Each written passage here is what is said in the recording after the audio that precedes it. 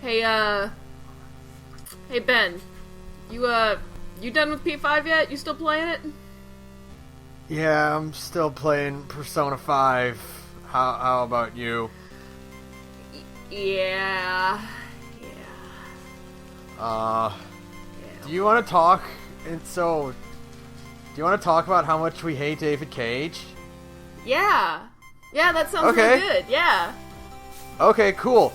This is the Gorge. This is a podcast where my friend Sara and I gorge ourselves on overanalyzing a game or game-related topic. This week, we're going to talk about David Cage and the importance of narrative in video games. Which is my least favorite Harry Potter book.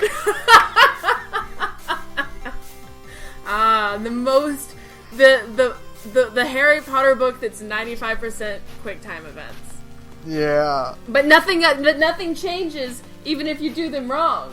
It's just the same thing fucking happens even if you get them right. It just starts looking more like a goofy Three Stooges movie instead of like an actual serious thing, you know? Yeah, instead of anything important happening, it's all just the same, but not different enough to matter. And but way dumber looking.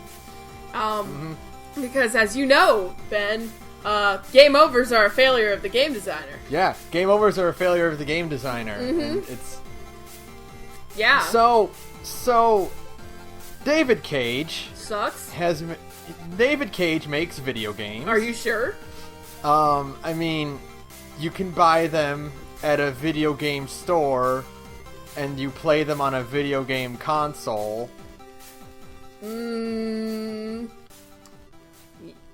I don't think David Cage makes video games. I think David Cage makes, 10-hour-long jerk-off fests.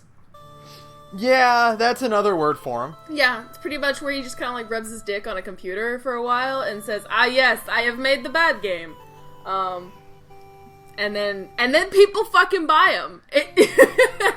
I think that's the most baffling part. So, that was kind of so I took a few notes. Oh, I'm excited. Not a ton, but enough to get my point across. Yeah.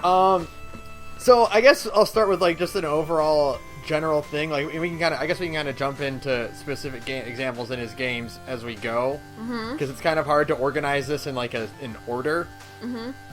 But people, and you said people buy his stuff, and I think the reason for that is the same reason that Titanic was one of the highest grossing films of all time. Because David Cage wants to be artistic, but has no concept of what artistic actually means. And if you strip away the production value that goes into his games, there's nothing there. No, they are all style, and the style isn't very good. And even less substance. I mean, non-existent. If you could have negative substance, you will have reached the David Cage standard for video game creation. And really, it's mediocre style, negligible, negative substance. That's what David Cage is. So I can't even say, all style, no substance. I mean, he's just garbage. I can't... I think Diva. So one of the things I wanted to bring up first is that you can't deny that from at the time these games are visually impressive for what they did at the time. That's undeniable for PS3 quality, the way that Beyond Two Souls looks, and if you're going to compliment Hideo Kojima for digitally implanting Norman Reedus into a video game, you also have to give props to David Cage for doing the same for Ellen Page and Willem Dafoe. Yeah, but here's the thing. But I would rather have my hand fed into a meat grinder than give David Cage any kind of props.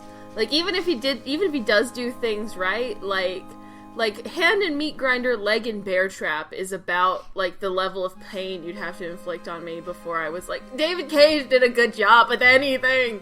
You know what I mean? Just because he's just such a hack, to even...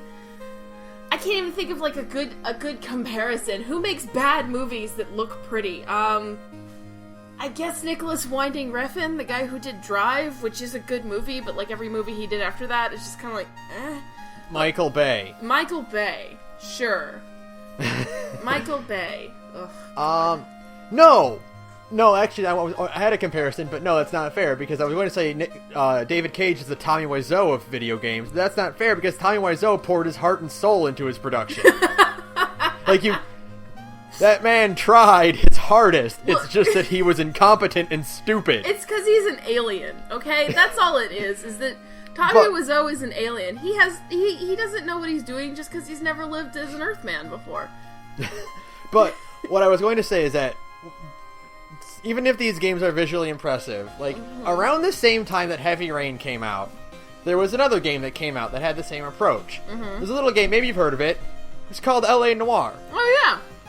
So you had in Heavy Rain, you had photorealistic... That's a real indie title right there. You had photorealistic people in, like, Heavy Rain, right? Right. And and you also had the same, like, kind of approach. Like, the selling point for L.A. Noire was, look at our super detailed faces. Yeah. Right? All it had going for it. The difference in those two is that the super high-def mocap faces in Heavy Rain didn't have a reason to look that good. Yeah.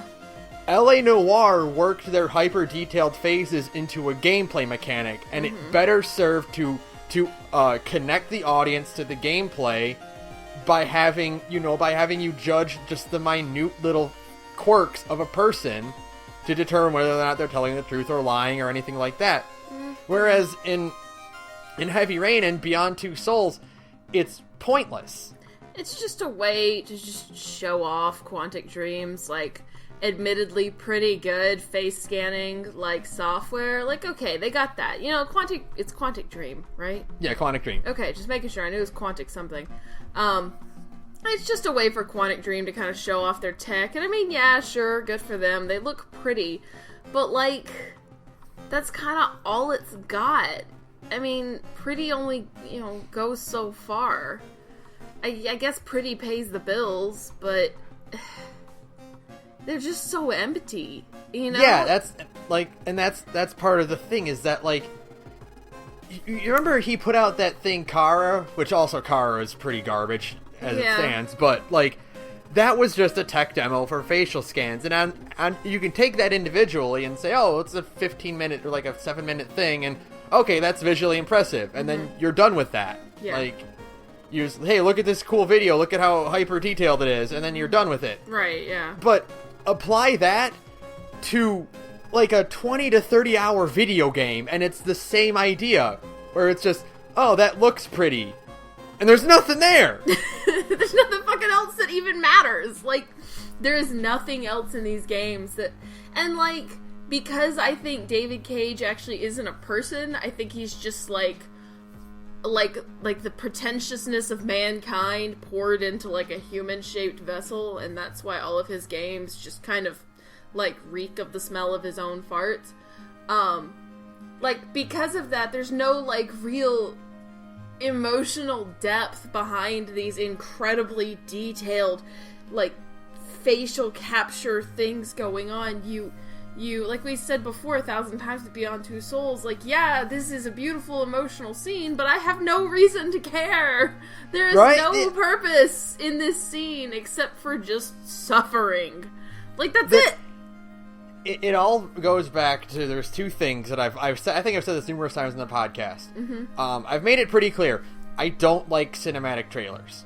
Oh yeah, I mean, for games. Yeah. I don't like them because it's cool, and you've made an announcement, and I'll be like, oh, that game looks interesting, and then I won't care until I can see gameplay of it. Right, yeah. Because I want to see how it's going to play. The other thing I've said a few times, is the idea that narrative and visuals in video games only exist to serve and enhance the gameplay. Right. By nature of the medium, because it's video games. Because it's a medium a storytelling medium like that, your gameplay and your should always come first. Yeah. when you're designing, whether it's a visual novel or a point-and-click adventure game, the visuals, the music, all of that stuff needs to further enhance your enjoyment of actually pushing the buttons. And Quantic Dream and David Cage's games I've never seen such a huge divide between pushing the buttons and the story. Yeah, because, I mean, you don't really need to even push the buttons to advance the story. Like, yeah, you need to walk your character from point A to point B, I guess, but that... Otherwise, like I said, those QuickTime events, because fail states are a failure of the game design, or what the fuck ever it is, because of that, like, all those QuickTime events, no matter what you do, they're gonna end the same way at that point, right? So even the most basic thing of video games, which is you press a button, things happen, and there's a consequence, you know, like you live or die, like boiled down to the most simplistic thing, you know, there's a thing coming at Mega Man, you press a button or you don't, and he shoots his lemons, and, you know, he dies or he doesn't. Like, that's it. Like, it boils down to just that, right? So, yeah. Like, if you take that out of the video game and nothing you do really changes, even, like, choice-based video games, like Mass Effect and shit. Yeah, we all know our choices don't really matter unless, like, it's a really amazing game or something like that. But even, like, you just playing the game is, if you play it well, you live. If you play it poorly, you die. That's, like, the basic of video games. Even that doesn't matter in Quantic Dream games. Like, nothing changes. It's what it is that, like, games like Mass Effect or something like say Deus Ex, for instance, which, yeah, you're given choices, and ultimately by the end of the game, you're not going to have, like, drastically different endings. Right. And we understand that, yeah, and we're okay with it, because there's a good game aside from that is fun and enjoyable to play, and so what if the story isn't good? I had a fun time getting there. Right. And there's usually enough variation that you can be like, oh, well, my shepherd did this, and my shepherd did that. You know, there's usually have, like, enough variation that you can still have fun picking certain things to hear different dialogue or to get different people or whatever. You know, and that all that does is serve to change your gameplay. Whether you pick path A or B depends on which area of the map you go to, or how do you approach this new problem. It's all ties back into gameplay. Whereas David Cage, the minute changes that happen in Heavy Rain or in Beyond Two Souls or in Indigo Prophecy, yeah, like, you're not enjoying it because you feel so completely distant from these characters. I feel like the thing is that I think if okay, so if nothing else about these games changed, but, like, the choices you make have, like, real for real, like, changes that happened, like, there were tons and thousands of different endings or whatever, right?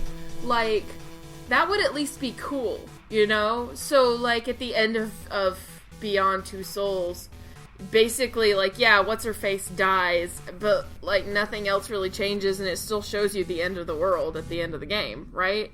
Like, yeah. If Quantic Dream games were just, like, really insane choose-your-own-adventure games, like, that would at least be something, you know? That would at least still be, like, a weird hook to say, like, well, I did this, and so I unlocked an entirely different, like, plot section of the game that you couldn't get if you didn't do this. Like, if it was, like, a really detailed choose-your-own-adventure game, that would at least be something, because then you've got, like, a cool mechanic behind, like, you found this, and so you unlocked ending number 5 out of 400 or whatever. Yeah, exactly. Like, David Cage has gone on record to saying, like, I have to find the exact quote, but, like, he said in an interview, like, don't play Heavy Rain twice. Yeah! And the reason is because you'll see past the curtain, and you'll see that nothing you do actually really changes a whole lot. Yeah, exactly! And these are $60 video games, telling somebody don't play it twice. I'm sorry? I beg your pardon? don't play the game twice after I spent that much money on it? Absolutely not. Am I taking crazy pills? Like, your game is meant to be played many, many times, typically speaking, even if it's just for the enjoyment factor, and not even because, like, anything changes. Like, people replay Mega Man and shit like that, and nothing ever changes there, but it's still fun. So, like, basically, you're just saying your game isn't even enjoyable. You and I have played, speaking of, we've been playing Persona 4, like, over and over again, and that's the most linear game out there. There's changes. only one path. Nothing changes in that game. Everything stays the same, even with, like, you have dialogue options in that game, too, and all it will change is the response you get, like, the next line of dialogue, and it'll maybe change. Sometimes it'll change the next line of dialogue, and then the cutscene will continue on as normal. And sometimes it doesn't even do that. Yeah, but it doesn't matter because the game is enjoyable. And it's still fun to play, and it has good things going on for it, and it has emotional depth. And all of this stuff that David Cage games just don't have. Like, I don't know what David Cage is, but I'm positive it's not a people. You know? It's like, so what he wants, and I mentioned, like, it's like Titanic in that, if you think about, like, you know, people tout, like, Titanic as one of the greatest love stories of all time, right? It's all you right. know? Yeah. But that's the thing, is, like, if you strip away, like, James Cameron did an amazing job combining visual, you know, practical and CGI, and it's a breathtaking movie, and I'm not going to deny that, but the story itself is not that great. I mean, and if it was not, it's the most generic, mediocre, straight line romance story. Like, you've seen it a million times, and the reason it sold so much is not because of that. Because what happens is that you see this movie that's productive quality is through the roof, and he's using new technology with old technology, and he's creating this exact world, and he's basing it off of research that he's done. And you see that, and it tricks your brain into thinking, well, if the production is really good, the writing also must be really good. Must be that good, yeah. Yeah, and that's what David Cage hopes will happen. But he thinks that if he makes this game look as visually impressive as possible, and he says, you have all these choices, and we're going to do something completely brand new with gameplay, and we're going to put the actors in the video game. He thinks that will mean his story will be good by default. Right, and it doesn't work that way. It doesn't work that way. Because the thing is that, like, Titanic, like, I've seen Titanic a few times because, like, confession, I actually kind of really like Titanic. It's a good movie. it's not ever, because, I mean, David Cage, James Cameron can't write a good movie that isn't Terminator 2 to save his life. Like, for sure, all of the plots of his movies are just kind of like, whatever. But, like, Titanic just kind of has, like, a charm to it, and that's the thing. Is, like, combined with the spectacle and, like, the really faithful reproduction of historical stuff, because, like, it's really crazy when you start getting into it. Like, they even changed, like, for the re-release, because, you know, they put it back in theaters a few years ago. For the re-release, they even changed the stars in the sky digitally to make them more, like, accurate, which is crazy to me. Like, the reproduction of the Titanic itself, and the deal is that you can tell James Cameron is, like, literally obsessed with the Titanic. Like, it was kind of almost like he made the movie to fund his, like, expeditions to go see the Titanic. Like, the actual one at the bottom of the ocean. Like, yeah. So, like, the actual shipwreck at the bottom of the ocean, which is insane. So, like, you get the idea that there's, like, a lot of passion behind it, even if the story is just kind of middling. And I don't really like James Cameron as a person that much. But, like, it is still just a really interesting spectacle. And it has, you know, a really beautiful sense of design, and like, the movie itself is really pretty. It's colorful, and kind of, you really feel like you're in the past compared to, like, the sequences that are actually in, like, present, which was, like, 20 years ago now, because we're old, oh my god. Yeah. And, like, so all of this comes together, and you get, like, a pretty good little spectacle movie, and I've seen it a lot, and I really like Titanic.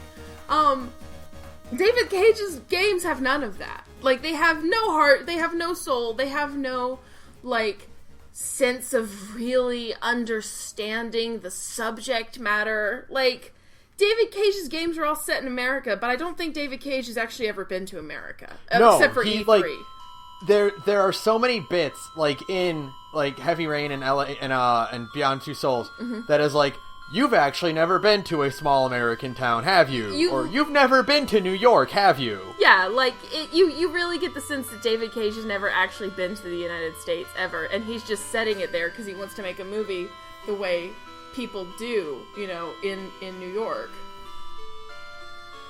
And that's the, like, yeah, you're right, because, like, the idea is David Cage wants to make movies, right?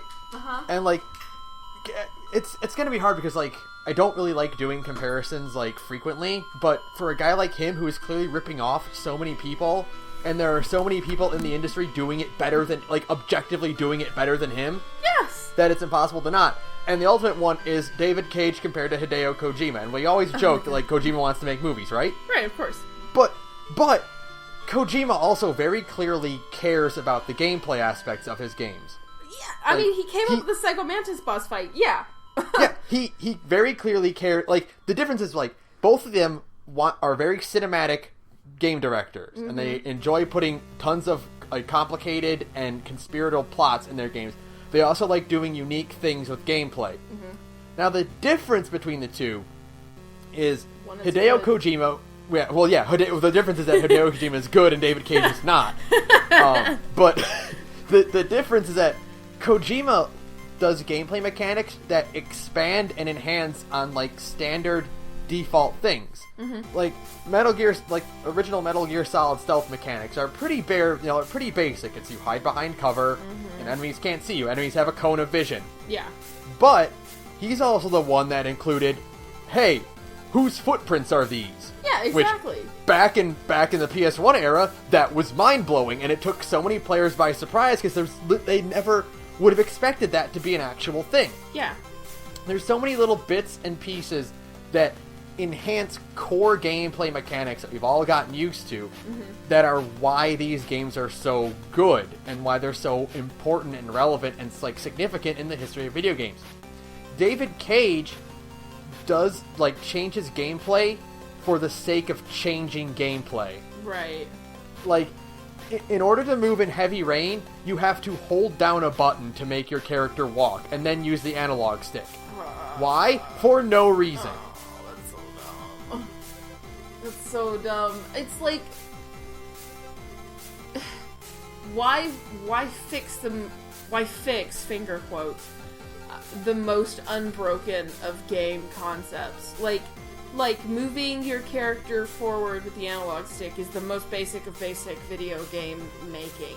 And the idea that needs to be tweaked is absurd. Like, it makes no sense. It's just there to, I don't know, show that David Cage doesn't know how video games work. It's like when you were at my house, like, a few weeks ago, and we were playing Catwoman, and all we could say is, why the hell is R1 jump? It's so true. Why? It's the same idea. Yeah, it's the same concept where it's just, like, there's no reason to change these mechanics in any way. They have worked fine for literally decades by the time Heavy Rain came out. Yeah. Like, there's no reason to mess with it. All you're doing is making it harder for people to enjoy your story. Which is not good to even begin with, because the plot of Heavy Rain is almost incomprehensible, and the idea of the detective being the killer is stupid. It's contradictory. Yes! Because you'll get parts where the detective is like, I gotta catch this killer, and he's, like, by himself. Right. If he was the killer, I don't understand. Like, if he was, why would he be talking like that to himself? Does he have, like, a split personality or something? Because God knows David Cage doesn't know how to write, anybody with any kind of actual mental illness.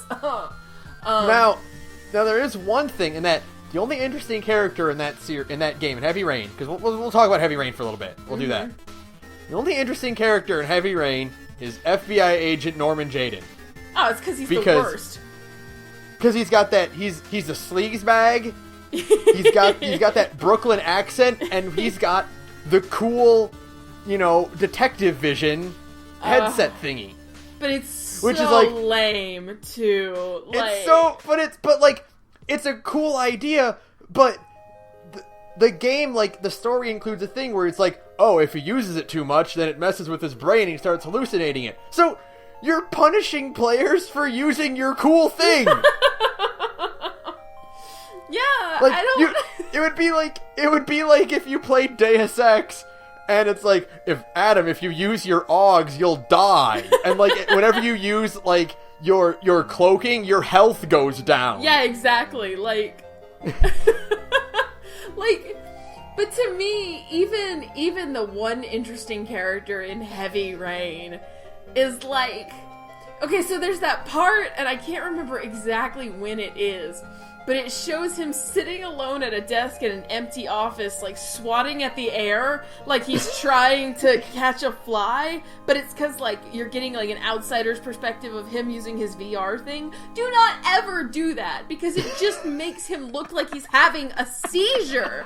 It is the stupidest fucking... And when I first saw it, I was like, there's no way. I thought for a minute that, maybe the graphics had fucked up, and it just wasn't showing you the VR.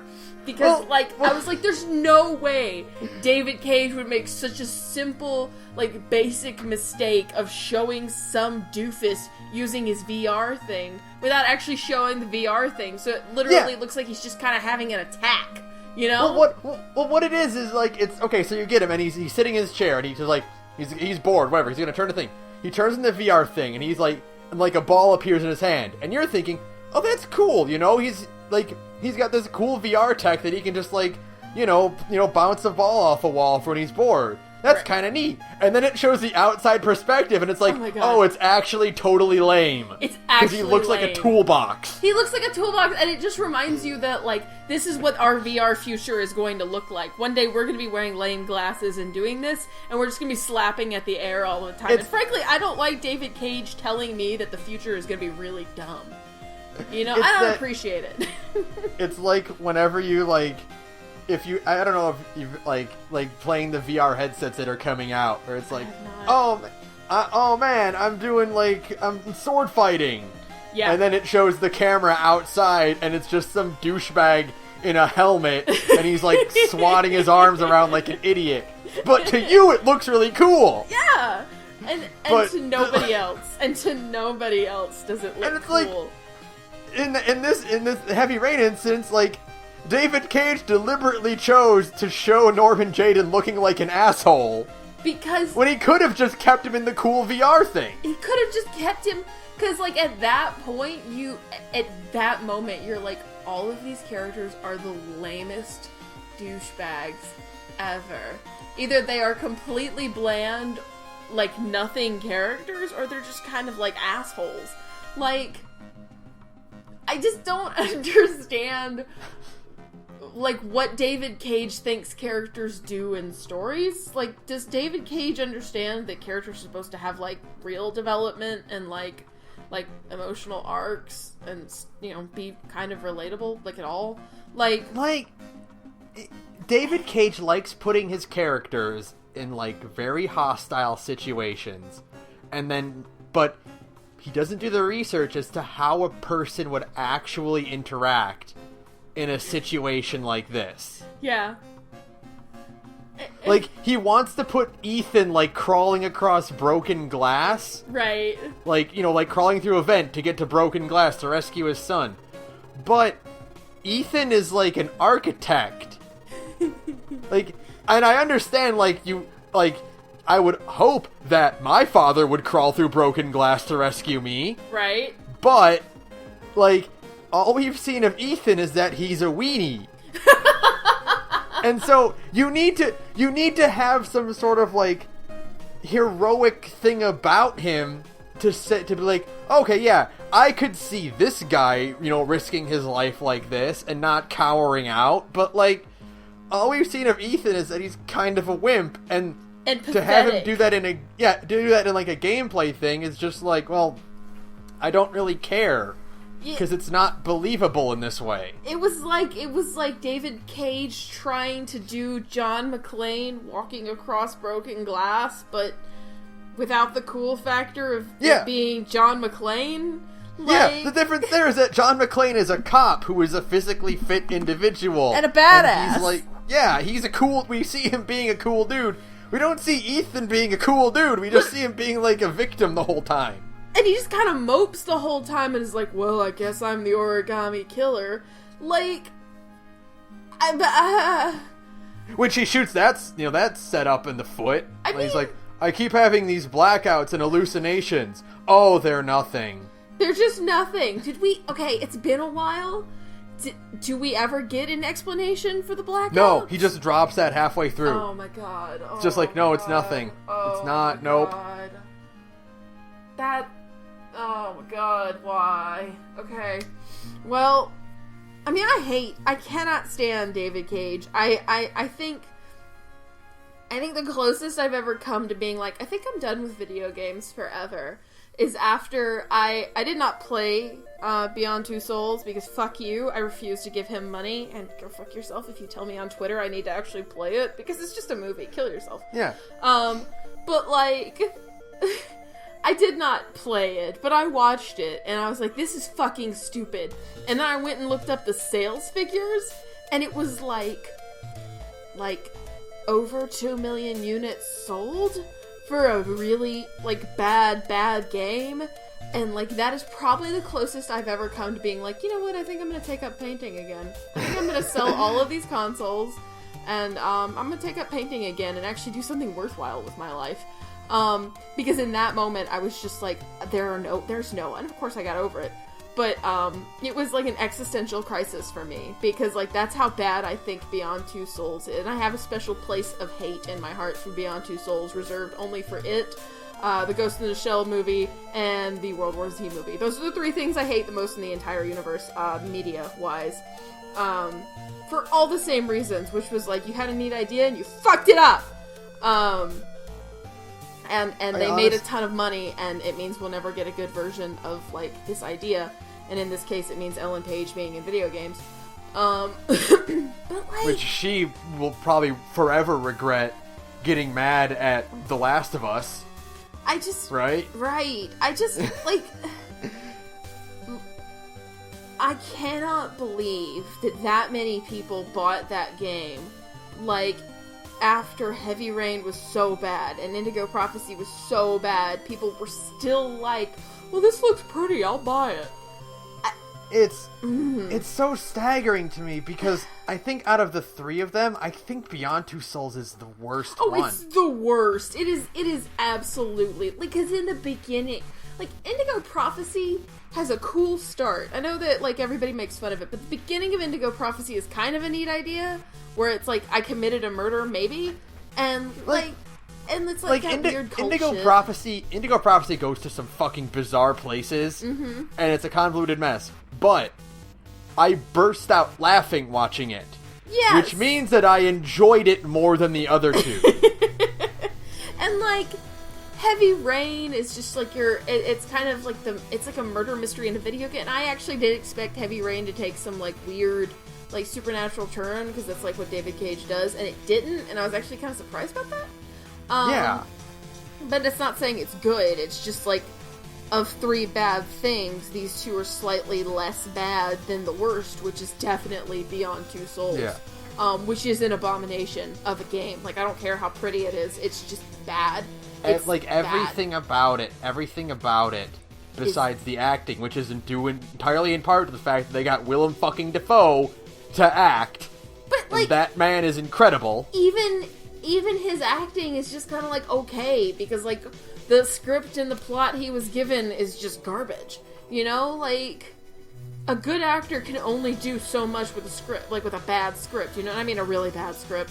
Because everything about Beyond Two Souls is completely and totally incoherent. The plot makes no sense, even if you do play it in order. And the fact that it's played out of order, but the order is really stupid. Like, I guess he was trying to pull a Quentin Tarantino, but the deal with Quentin Tarantino is that you don't show it on a fucking timeline, you just make your viewers, like, figure it out, you know? It's, okay, and this goes back to the point I made at the very beginning, which is David Cage does things that are quote-unquote artistic, which is Quentin Tarantino films, or Memento, are movies that are told out of sequential order. There's a reason for that. And the reason that Pulp Fiction is out of order is because you keep getting shown these bizarre events, and then it's up to you to piece them together, and by the very end, you see that it all ties together perfectly. Right. And you go, oh, holy crap, I get it now. Exactly. David Cage took that same approach, but didn't have any payoff. It's just cut up into pieces and scattered around, and there's no coherency, there's no order of events that do, like, you don't have that eureka moment where you're like, oh, it all makes sense now. It's just, wait, I guess we're doing her as a little girl now. Like, again, like you said, there's no payoff. There's no moment where, like, to have it told out of sequence, suddenly it all makes sense. Like, this is why, because it was building up to this moment to show you a thing, right? Like, the whole idea of these movies that are told out of sequence being told out of sequence is because they're giving you the plot pieces, and that plot pieces are all building up to one big moment, and it makes you go, oh, that's how all of these, like, weird rando things are connected, right? There's no moment like that in Beyond Two Souls. There is no instance where you think, like, oh, so that's why they told me about, you know, her hurting some kid in a snowball fight before the fucking Africa mission. I don't know if that's the order. Fuck you. Whatever, it doesn't matter. It doesn't matter. None of the order doesn't matter. So why not just tell it in sequence?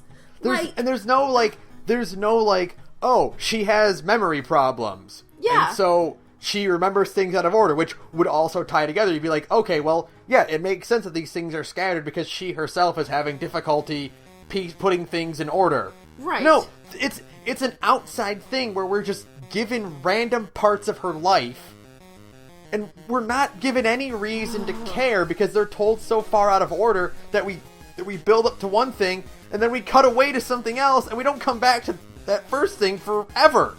And it's so weird because, like, the CIA show up to take this girl to make her be a super soldier or what the fuck ever. Oh my god, I'm going blind just thinking about it. And she's like, I hate you, rando dude. And then, like, the next scene is them flirting. And it's like, well, okay, I guess all of that hate just kind of fizzled out. Fine. Whatever. So now you want to bone this guy who kind of, like, turned you into a super soldier. I guess that's fine. Whatever. Oh, now she is a goth. Now she's a goth. And now she's homeless. Oh, I guess she murdered all those. It doesn't make sense. There's no payoff. There's no build up. There's no, like, it's just there's so many different plot threads that happen that what happens is that you cease to care because it's told so far out of order. Your brain goes, I'll never keep up with this. Yeah. I'm just going to stop trying. Yeah, exactly. Because it's a ton. If it was, like, told out of sequence, but it was only, like, 6 little chunks that were, like, you start as a teenager, and then you play as a young girl, and then you play the part where she's homeless, and then you play the part where she's a teenager again, whatever, right? But it was, like, big, long sequences of that, you know? Maybe then that would make sense. Because then it's kind of like, oh, well, we're jumping back and forth in her life to show how she ended up here. I don't know, fuck it, whatever. But at least it would be, like, longer sequences of you doing one thing, so it would feel at least a little bit cohesive and less piecemeal. But no, these are sequences that are, like, an hour long a piece, maybe, and there's, like, 40 of them!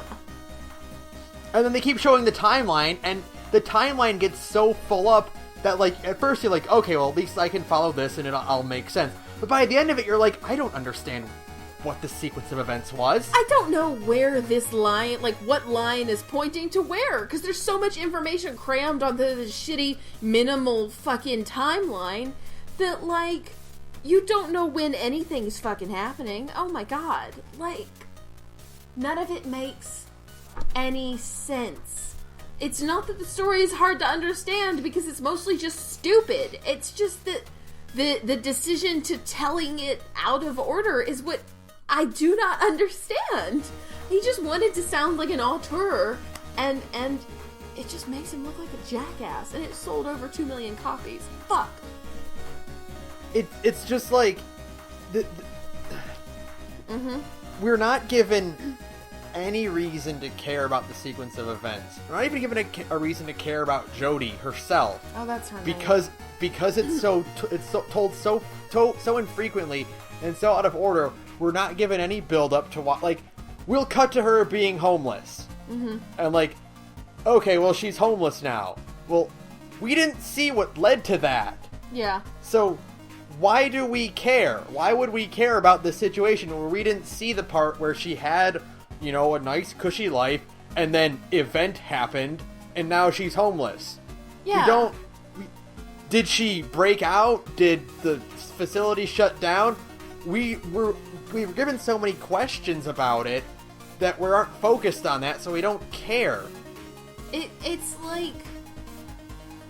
It's even hard to tell what Jodie's personality even is. Like, she kind of just doesn't have one. She's just kind of there to suffer, I guess, because, like, she does not seem to have any personality that's really nailed down, because we never spend any time with her as one version of herself long enough to get an idea of, like, who she is. Like, one minute she's being a sad little kid, and then the next she's some petulant teenager, and then in the next she's, you know, homeless and mopey. I guess her single defining character trait is that her life sucks and she's sad all the time. Like, she seems to have no personality beyond, I'm sad, I feel bad for me. Like, beyond being petulant and angry at authority, like, that's all she really is. It's just sad. And it's like, there's no... She just mopes around for an entire game. And her moping just kind of solves things, I guess. And it's like, the only time in the entire game where things actually seem to go right for her is when she's hanging out with the hot Native American guys. Yeah, why not hang out? Why not keep living with the hot Native American guy? I don't get it. And then, of course, David Cage has to wave his dick around and summon racist ghosts. Because it's not a David Cage game without racism. Oh my god, so much, too. It's crazy. Like, yeah, let's have this rando white girl walk out of the desert and solve this Native American's family. That's not weird at all. That's not, like, you know, your standard white savior. I saw this movie. It was called Dances with Wolves. It came out 30 years ago, and it wasn't that good of an idea then. You know? Like, and then she has to go to the racist underwater Chinese rapture. Oh my god. And, like, at that point, you realize this game is almost like a parody of itself. Because, like, at first it was like, this is the story of, like, a girl who's saddled with this horrible responsibility of these incredible supernatural powers.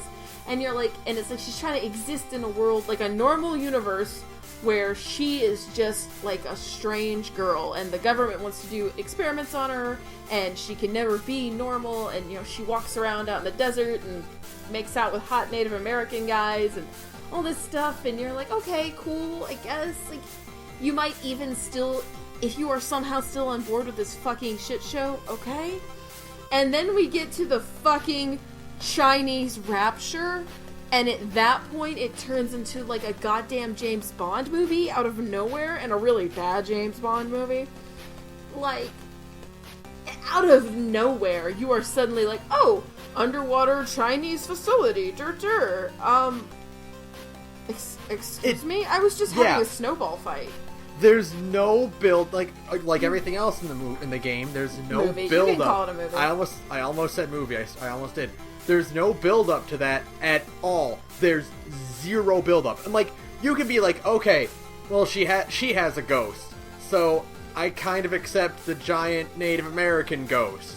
Right. Okay, fine. Like, okay, she's in a top secret military base where they have, like, a portal to the ghost land. Okay, well, yeah, that's also tied to ghosts. Right. underwater Chinese military base is not connected to ghosts at all. There's nothing ghosts there. Like, everything else was at least kind of ghost related, you know? Like, we were like, okay, so the facility is there to study ghosts, and the CIA is there to make her use her ghost, and fuck it, what else? Like, when she's walking around in Native American town, like, you know, she's hanging out with, like, racist ghosts, and like, she goes to see her mom in the kind of offensive mental health facility, and that has to do with ghosts too. And then we're in China, and that's not ghosts at all. There's no ghosts here. Where are my fucking ghosts? That was the one thing that was like keeping this game. It was ghosts were the glue that held Beyond Two Souls together. And as soon as you took the ghosts away, it makes no goddamn sense. It would be like if you were playing like, I don't know, like Phoenix Wright. And it's like, in the last case of Phoenix Wright, fucking Godzilla shows up. You would be like, what? Honestly, it's Phoenix Wright. I probably wouldn't be that surprised. I'd be like, I guess we're defending Godzilla now. But well, listen, if we had to cross-examine Godzilla, I mean, that'd be fucking awesome.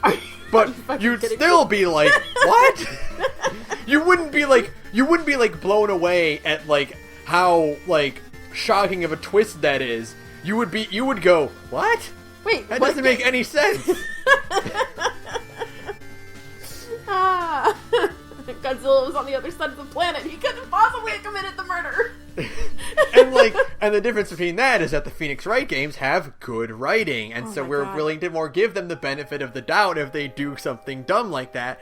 Whereas David Cage has burned through literally every bit of like goodwill he has, and yet by Detroit is still gonna sell like gangbusters, probably. And like he's somehow managed to make 4 games now, and he's working on his 5th, and all of them have the exact same problems, and that they're way too complicated, that no one cares about the characters, and it's boring, and he keeps trying to do things with gameplay that are not entertaining because the core mechanics are not fun to do. Yeah, like, QuickTime events stopped being cool, like, 6 years ago. I can't think of a modern game. No, Tomb Raider made me do QuickTime events, but that was a game that came out a few years ago. Like, I can't think of a modern game that like forced it does, because everybody kind of came together and realized collectively, all right, QuickTime events suck. Yeah, the era of QuickTime events is done with. Thank fucking God. Yeah, thank God for that. But I guess not, because Detroit is just going to be nothing but QuickTime events. I don't understand. Can we please... Hasn't Detroit suffered enough? You know? Like, I was there a few weeks ago. I saw it with my own 2 eyes. In my soul, I knew, like, this is a city that's been through a lot, man. You know, like the crash of the auto industry, douchebag politicians, you didn't get your RoboCop statue.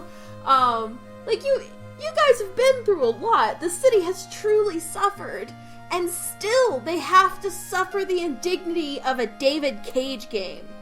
How dare you, sir? That city has gone through enough as it is, and you subject them to one of your shitty, not even video games, just a bad movie where you press a button every now and then? I hate you. I hate you. Detroit is going to top Beyond Two Souls, and that's because Beyond Two Souls had like an interesting thing where it was a girl possessed by her ghost brother, and like that's like, okay, if this were in the hands of a competent director, it might be I would be kind of interested in this. It could be a cool concept. Your brother died, you've got it, your ghosts, you're still like twins and sibling relationships. You could write it correctly because like the bone is there. It's like, do the bonds of siblinghood end if one of them dies? Because like everybody always says that twins are more closely connected than anybody on Earth. Yeah. Like, so like there's an idea there. There's the ghost. Jesus Christ. The ghost of an idea. And also Willem Dafoe is there. And Willem Dafoe is there. And Ellen Page is there. And they're both good actors. There's a nice concept there somewhere. It's just that David Cage is incompetent. Detroit has none of that. The problem is with Detroit is that David Cage is, again, he thinks he's being artistic by asking, oh, but can a robot have a soul? And is artificial life real life? And it's like, oh, you mean like literally everything that has involved robots for 30 years? Yeah, Ghost in the Shell already answered that question. They did it with a whole lot more nuance than Detroit ever will.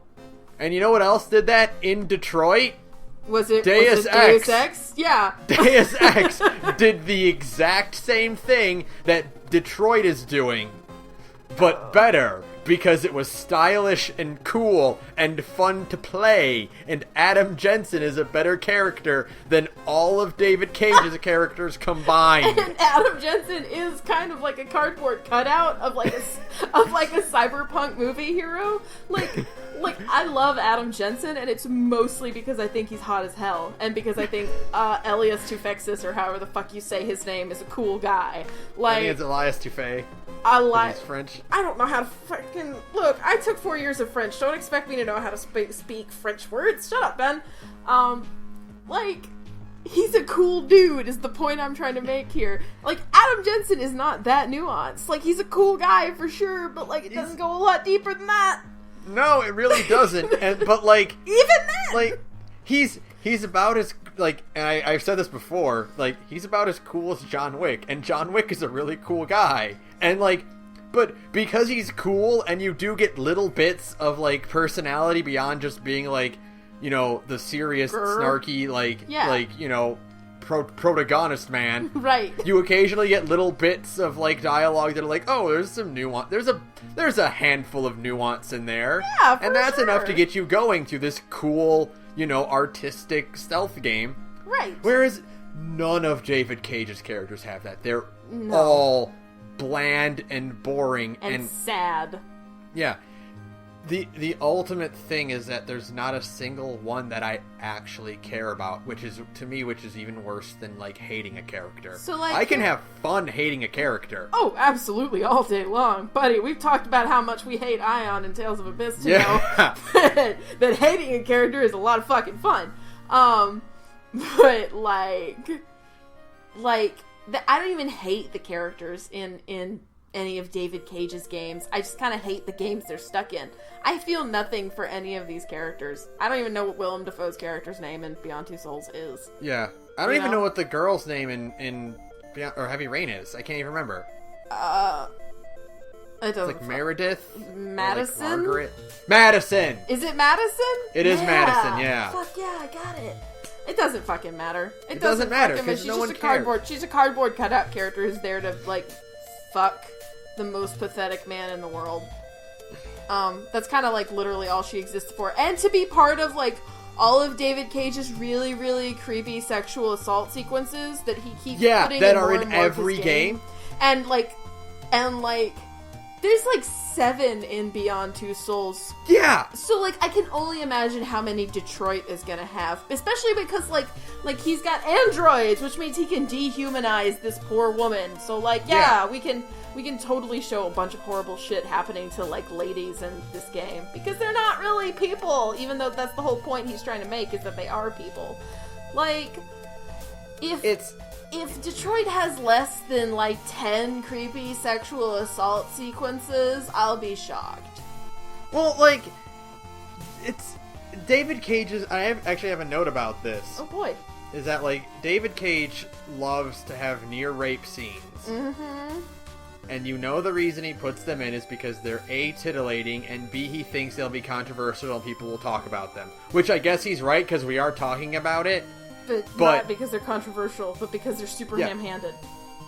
It's such a blatant... And, like, I'm tempted to not get into it because it's Persona 5 spoilers! Oh, boy. So skip, like, a few minutes.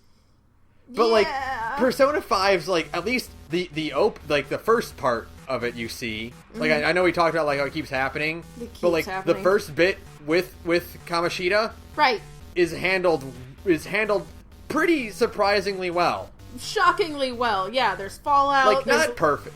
No, perfectly. Not perfect, but they keep calling it harassment, and it's like, yeah, harassment which is a I think they completely did. different thing. Well, yeah, which I think they kept using that word because like they didn't want to go all like they didn't want to have them just say it. But I mean, like, if it's like, gonna happen, you know. should probably just say it. You know what I Yeah. mean? It's already rated M, for fuck's sake. Just Yeah, say the word. But like, the point is that like the fallout of it and the way they handled it and the way it affected the characters was better than I expected For it sure. to be handled. Absolutely. Whereas David Cage does it, and it's like, it doesn't like. It's so like. It just exists for the sake of having a quote-unquote controversial scene. Yeah, it's just there to be skeezy and to create some sort of false controversy. And like, the thing is that when the game came out, nobody was fucking talking about it. Like, nobody, because everybody could see that's what you were doing. Like, he added these a truly absurd number of sequences where Jodie almost gets raped. For one game. Like, it's a little weird. And, like, okay, it's a lot weird. Not a little weird. It's super extremely weird. And, like, nobody talked about them. It didn't generate any controversy. It was just there to be like, oh, look at this fucked up thing that happens to women. I am French. I know the trials of women. Shut the fuck up, David Cage. You don't know anything. It is the most blatant attempt. It's the same shit we get all the time. It's like, well, sexual assault equals backstory, you know? Like, that's all There's it is. a whole subset of tropes all about that. Yeah, exactly. Like, and it's like, by this point, all it is just something to cringe at. Not because the act itself is bad, but because it's just being pushed in as another way to, like, try to create false, create the most shallow form of, like, tragic backstory you can put in. Exactly. It's the easiest version of It's the traumatic. new dead parents. It's the new dead parents, for sure. I mean, it's just oh, well, she was almost raped, you know? Like, try a little bit harder. That in of itself is bit. not... that in of itself is not shocking or controversial anymore. No. You have to... Nothing would change if it wasn't there. Exactly. Like, the story would just... Everything that... Oh, fuck. I fucking hate him. I can't... This is not a conversation I even want to keep having because it's just... It is so blatant what he's doing. You know what I mean? Like, it's not even... I hate that I've even spent this much time acknowledging it because it's not out of any genuine, like, respect to the fact that women have to put up with this shit, you know? Like, it's not... Like, there's no care or no, like, acknowledgement that, like, yeah, if you're a girl, you can't walk around outside at night alone, because this fucking shit might happen to you. All of it is just, like, a way for David Cage to raise people's eyebrows. It has nothing to do with the fact that, like, he gives even the single slightest shit. You know? There is no nuance. And we keep going back to it. It is just there to make people go, oh wow, he went there. Well, fuck off. Yeah, he went there because it's easy for him. Yeah, exactly. It's like shock without any commentary. Yeah, exactly. It's just there to... It would be the same thing as if, like... It would be the same thing as if, like, you were watching, like, if, you know, Aiden made a guy's head explode. Yeah. And, like, it was super violent gore spewed out. And, oh, that was shocking, but, like, there's nothing to it. Yeah, it's just there. Like, there's no... It's just there to be shocking and, like... make people go, oh, he did that, oh my, but instead it's just, oh my god, he's doing this again for like the 8th time. And like, that's how it is with literally everything in his shitty games. Like, that's the running theme with all of them, is like, all of this is just there to just be flashy and have no actual meaning or depth or anything. And I cannot wait And by that, I mean, God, I want to kill myself thinking about it. I can't wait for David Cage to try and be like, racism against white robots! Are you ready? Oh my god. Like, are you ready? Because that's what's gonna happen. So... I'm gonna bet you $20 right here on the podcast that he's gonna make, like, robots ride at the back of the fucking bus. Oh, no, we've seen it! It's in the trailer! It's in the trailer! It shows a bus, and there's, like, a section for robots! Oh my god. Oh, I want to die. I didn't even know that because I hate David Cage. I haven't even watched the fucking... I feel so dirty now! Oh, no, it's gonna be 100% that. And, like... Oh, yeah. Detroit is going... Because we've seen how David Cage handles, like... supernatural thriller. Mm-hmm. We've seen how he handles murder mystery. We've seen how he handles, I don't know what you would call Beyond Two Souls, like sci-fi thriller, military thriller, supernatural military thriller. Fuck it doesn't matter. And we've seen how he handles those with the grace of a chainsaw. And on their own, those topics are not controversial. They're not like, you know, something you would, like, hush about. Mm-hmm. They're just storytelling things. I can't wait to see how he handles something that actually has social significance. And actually still happens? Yeah. Yeah. Fucking crazy. Listen, I want to bet money. I swear to God, if David Cage has actually been to Detroit on a fact-finding mission, I would be fucking shocked. I doubt that man has ever set foot once inside that city. Oh, of course he hasn't. For one, he's too rich and white, and he would never, ever go to a place like that, like, because he thinks he's better than it. He's some, like, rich, white French guy. Why would he ever go to Detroit, you know? Like, he has never set foot on a street in that city in his life. And he's still gonna try and make a game about it, you know? Like, that's the most egregious part of all of this shit, is that he'll probably throw some, like, gimme reference to fucking Tigers or whatever, you know? Oh. Yeah, are you ready for fucking Tiger Stadium to be in a bad David Cage? Oh my god, he's gonna show... No, he won't. What? Because it's not, like... Showing, like, Comerica Park or Ford Field would it require him to actually care about Detroit. Because, you know, because, like, I'm going to bring it up again because, again, it's the perfect comparison. But, like, Human Revolution, like, when they showed, what's his boss's name? Seraph. I always forget Adam's. David Seraph.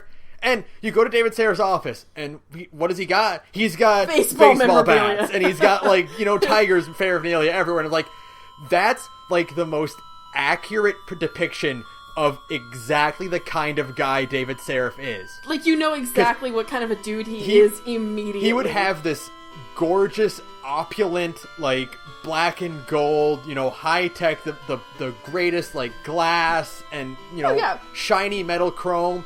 And then he would decorate it with ball paraphernalia, like jerseys and bats and, like, signed balls and, like, little plastic containers. Like, I know that guy because I've met him. and you know, and he's got the thing where, like, he's kind of graying. Dad, dude. Yeah, he's, like, graying. And he's like in his 40s, and he's still kind of like slightly younger. He's not quite, like, middle aged yet, but he's towing the line. And it's like, yeah, I know exactly who that kind of guy is. And the fact that they've put this guy in here is like, I feel right at home now. Like, when I first played Human Revolution, I went up to David Saraf's office, I was just like, they nailed it. They absolutely crushed exactly the kind of guy this is. Exactly. Like, there will be none of that in Human... Like, there will be absolutely none of that. They will probably have, like, baseballs, like, rando laying around, like, as, like, a decoration inside houses kind of thing. Like, the way Resident Evil 7 has, like, football memorabilia, but it's, like, generic football memorabilia. Like, it'll be like that. But it won't have any kind of, like, semblance of, like, of crazy sports fan memorabilia, you know? That you see in... that is a more accurate depiction of what Yeah. like Detroit sports fans look like. Like that won't be there at all. Oh, exactly. It'll be because he's setting it so far in the future that he can afford to be completely removed from all of that, from what makes Detroit Detroit, and he can make his own Detroit. Yeah, he's just basically going to make his own Detroit where it's like sleek and futuristic and probably full of white people because you know. And like I don't even have to rewatch the trailer to make sure, but like, yeah, Detroit's an old city. Super old. All these buildings are really, really, really old. Yeah, I've been like, there. It's pretty fucking radical. And like, he's not going to do that. And like, what made it cool about in Human Revolution is that you could still see the old buildings. Yeah. You know, there were new ones alongside it, and because the old buildings were also really dark, it also fit in well with the color palette and the aesthetic of the new Detroit.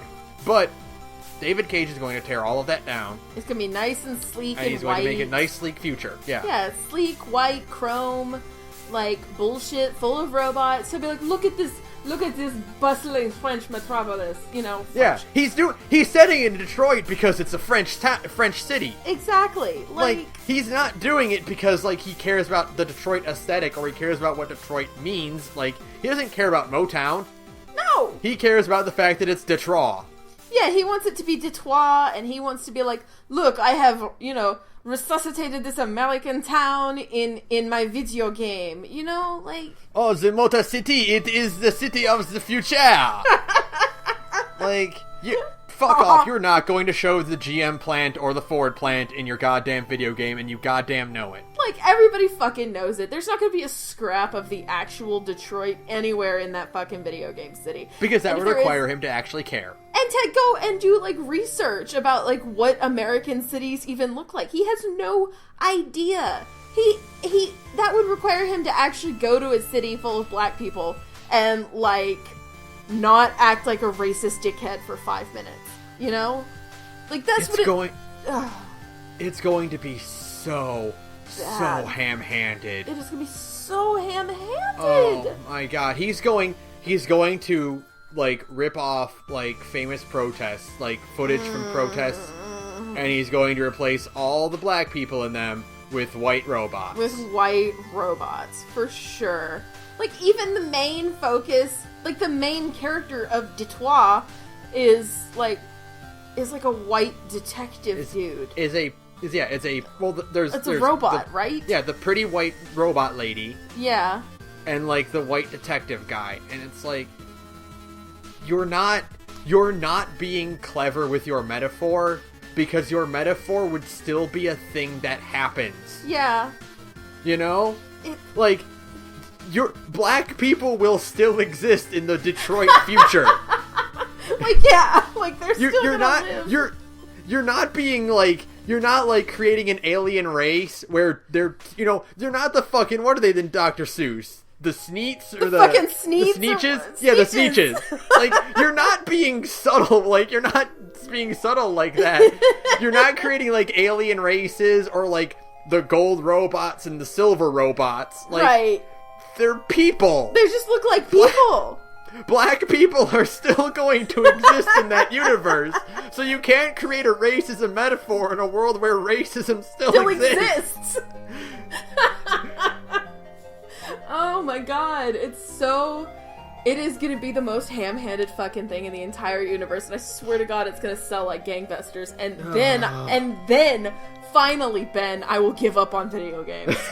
We're gonna get the worst part about it is going to be the articles. Oh my which God, are people just David jerking Cage, off furiously. There's going to be two brands, and both of them are going to be jerking off, just whacking it all over the computer. One of them will be sticky keyboards. Will be David Cage's brilliant masterpiece.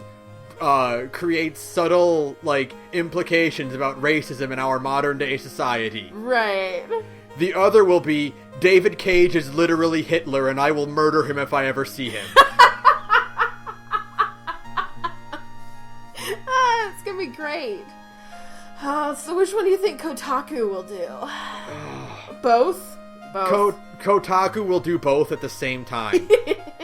By the same It will be one article, and every other paragraph will be like, he's the visionary. He is the worst being to ever exist. It'll just alternate. It'll just be that hacky shit. Oh my god, it's just gonna be and then it'll so end bad. with, I didn't even play Detroit.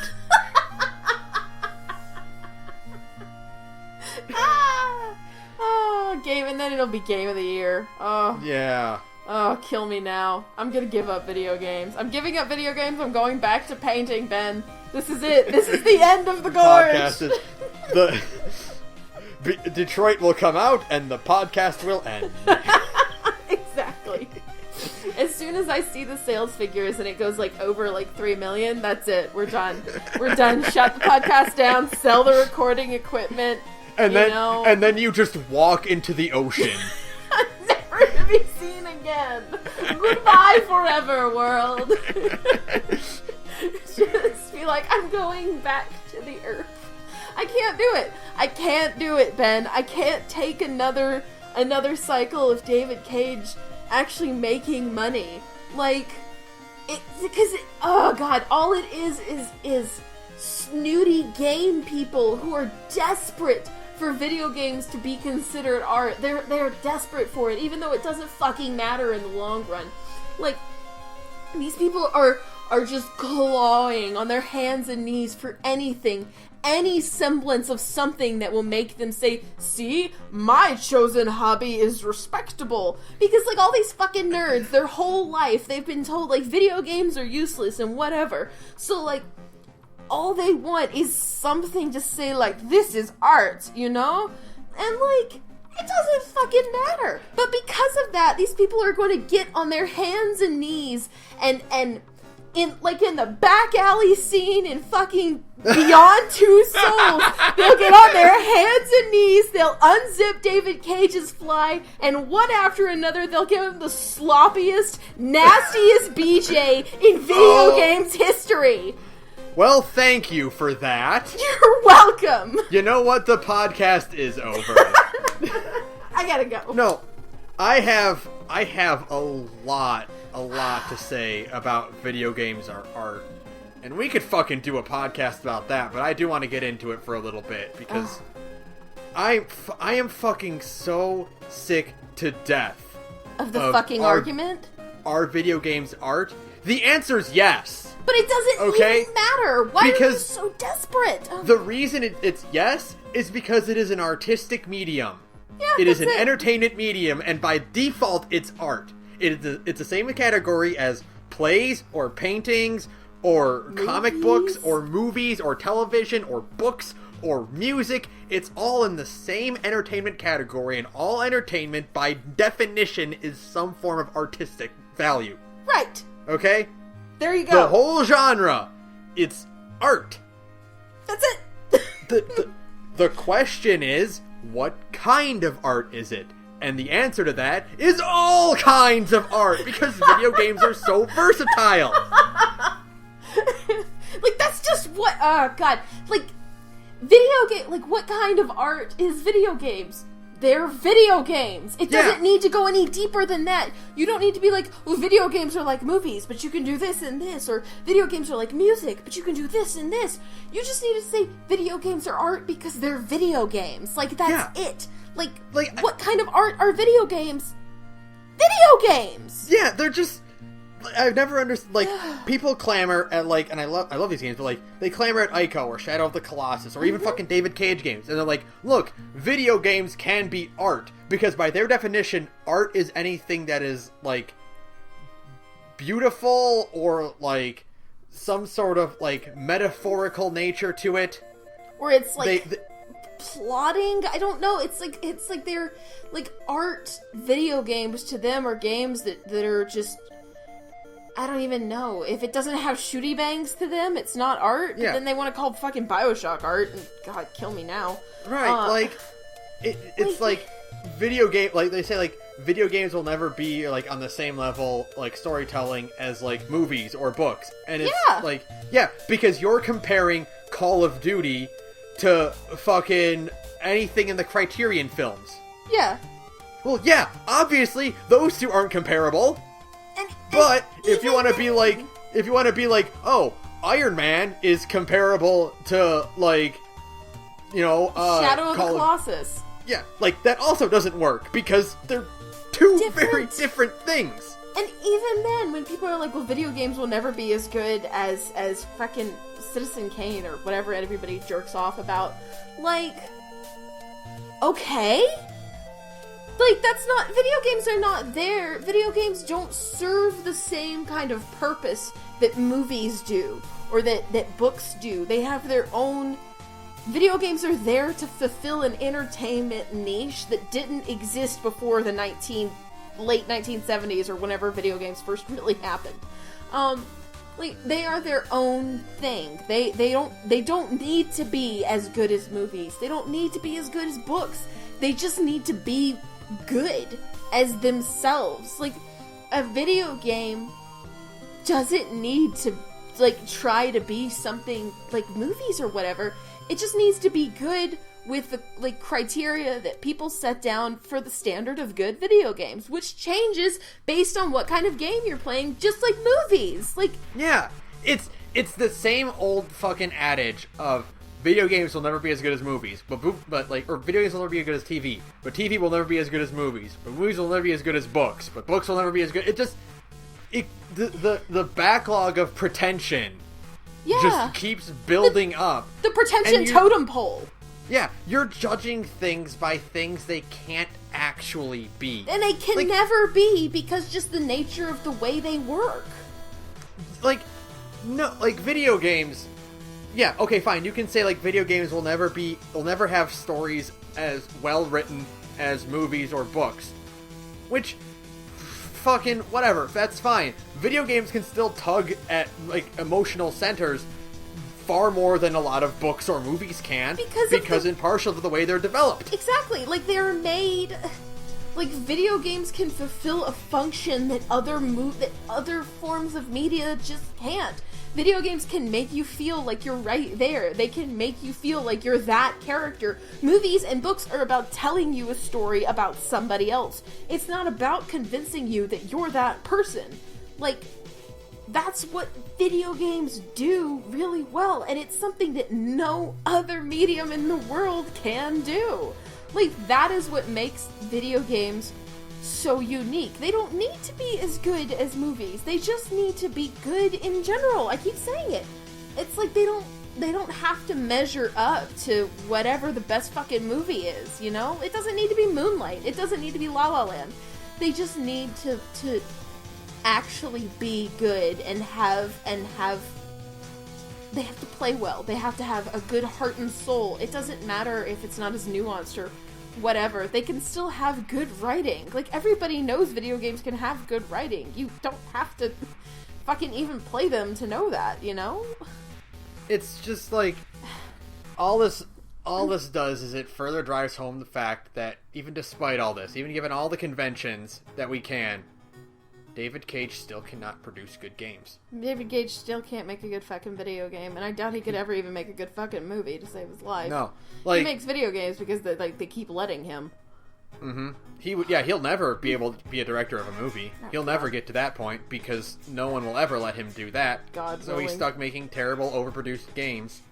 And, like, I know Detroit's going to come out, and I know it won't be the last game with David Cage's fucking name on it. Oh my god, that's the worst part. Like, that's the thing, is that David Cage keeps making video games because they keep selling and he keeps getting accolades, right? And, like, he knows. We all know. The whole world knows. Like, if David Cage... Like, the reason David Cage hasn't gone off and made a movie like he so clearly desperately wants to make is that he knows if he made a movie, he'd be laughed out of the fucking room. Yeah. You know? Because, like, he knows with the way fucking video game critics are still desperately clamoring for something to put up on a pedestal and say, this is art, you know? Video game critics are so desperate for that, to have something to make them feel like they have any sense of legitimacy whatsoever, when really it doesn't fucking matter, you know? Like, he knows that. He knows he's got a niche where people will say, like, David Cage is a video game auteur. David Cage's games exist for a single purpose, and that is so that game journalists can show these to movie journalists and say, look, we can play too. Yeah, exactly. And it's like, why even try to compete? And that's why David Cage will always have a fucking presence in video games, despite the fact that he is the absolute 100% worst, is because, like, somebody will always be desperate to say, like, look, we're as good as movies, when it doesn't matter. Yeah, it's a game that you don't need to... It's a match you don't need to be in. You don't need to have that rivalry. It's two completely different things. It's a waste of time. It's a waste of time. It's like, it's not comparing apples to oranges, it's comparing apples to thumbtacks. Yeah. Two completely different things. They're completely different storytelling mediums, and trying to be like the other is how you get David Cage games. And also how you get really bad movie video games. Yeah. For sure. Like, that's how you get Assassin's Creed. Yep. Like, that's how you get Prince of Persia. Oh, that's how you get all the Resident Evil movies. Oh my god. Doom is actually not that bad, but it's really just because it's stupid. But, you know, like, even then, Doom is pretty bad, you know? Yeah. The only two video games movies based on video games that have ever existed are Street Fighter and Mortal Kombat. And that's because they're both pretty dumb.